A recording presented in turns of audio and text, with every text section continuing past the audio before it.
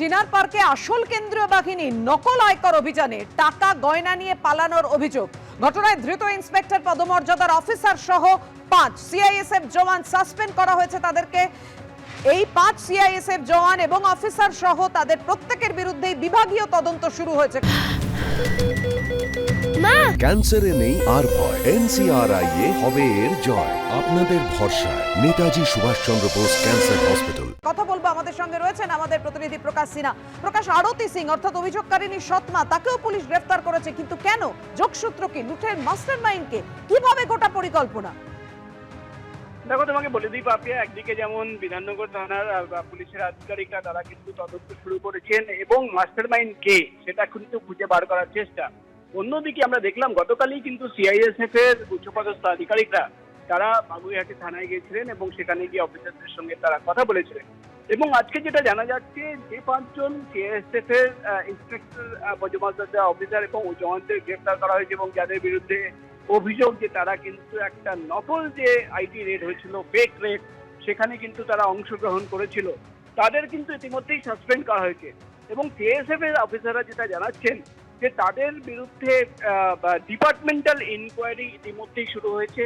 অমিত কুমার, তুমি জানো, যাকে গ্রেফতার করা হয়েছে, ইন্সপেক্টর র্যাঙ্কের অফিসার, সে কিন্তু ফারাক্কা সেকশনের অফিসার। তাই ফারাক্কার সেকশনকে বলা হয়েছে যে তারা কিন্তু ডিপার্টমেন্টাল ইনকোয়ারি করবে এবং তাদের সার্ভিস রেকর্ড দেখা হবে, কোথায় কোথায় তাদের পোস্টিং ছিল এবং এই র্যাকেটের সঙ্গে কিভাবে তারা কানেক্টেড হলো, কোন জায়গায় কিভাবে কানেক্টেড হলো, সেটা কিন্তু পুরো বিস্তারিত তদন্ত হবে এবং ডিপার্টমেন্টাল ইনকোয়ারি হবে। সব মিলে কিন্তু একদিকে যেমন পুলিশ, বিধাননগর পুলিশের আধিকারিকরা তদন্ত করে দেখছেন যে কিভাবে এই র্যাকেট কাজ করেছিল, মাস্টার মাইন্ডকে আরো কেউ রয়েছে কিনা, আরো কারোর কোনো পেছন থেকে মদত ছিল কিনা। অন্যদিকে সিআইএসএফ এর আধিকারিকরাও কিন্তু নিজেদের ইন্টারনাল যে তদন্ত, সেই তদন্ত শুরু করে দিয়েছেন এবং ইতিমধ্যেই 5 জনকে সাসপেন্ড করা হয়েছে, এমনই খবর আমরা সিআইএসএফ সূত্র মারফত জানতে পারছি। পাপিয়া, ধন্যবাদ তোমায়।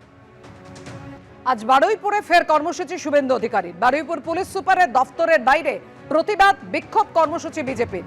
গতকাল বিক্ষোভ কর্মসূচির অনুমতি দেয় কলকাতা হাইকোর্ট। বিচারপতি তীর্থঙ্কর ঘোষ পুলিশের উদ্দেশ্যে বলেন, অভিযোগ আছে, কিছু করুন। আইন শৃঙ্খলা পরিস্থিতি হাতের বাইরে চলে যেতে দেওয়া যায় না। আপনারা জানেন, গত 19শে মার্চ বারুইপুরে বিজেপির কর্মসূচি ঘিরে একেবারে ধুন্ধুমার পরিস্থিতি তৈরি হয়েছিল। সেদিনই সেখানে দাঁড়িয়ে শুভেন্দু অধিকারী বলেন যে তিনি আক্রান্ত হয়েছেন, তার প্রাণহানির আশঙ্কা রয়েছে এবং গাড়ি থেকে নামলে তার প্রাণহানি হতে পারত, এমনটাই আশঙ্কা করেছেন তিনি, দাবি করেছিলেন এবং বলেছিলেন যে পুলিশকে দেখে নেবেন। আজকে এসপি অফিস ঘেরাও অভিযান শুভেন্দু অধিকারী।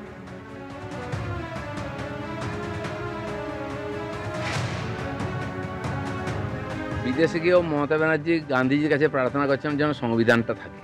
পশ্চিমবাংলায় কি সংবিধান আছে?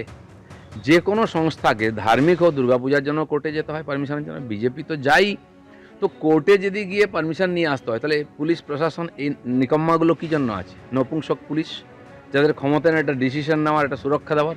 মমতা ব্যানার্জি কি সব ডিসিশন নেবেন? থানার পুলিশ কী করবে সেটা মমতা ব্যানার্জি বলে দেবেন। থানার পুলিশের কাছে পারমিশন বলে এসপির কাছে যান, তো তুমি চাকরি ছাড়ো না। এরকম অযোগ্য লোকগুলো কেন রেখেছে? পুলিশ প্রশাসন যাতে এখানে সুষ্ঠুভাবে সব কার্যক্রম হয় তার দেখার দায়িত্ব। সেই জন্য তাকে আমরা ইনফর্ম করি, যারা এই প্রোগ্রাম আছে আপনারা দেখুন যাতে অসুবিধা না হয় কারো। তো তারা আটকাবার জন্য পুলিশ আছে নাকি? তার জন্য কোর্টে যেতে হয়। তাহলে সরকারটাকে লোক এত খরচা করে কেন চয়ন করেছে, কেন নির্বাচিত করেছে? পদত্যাগ করা উচিত।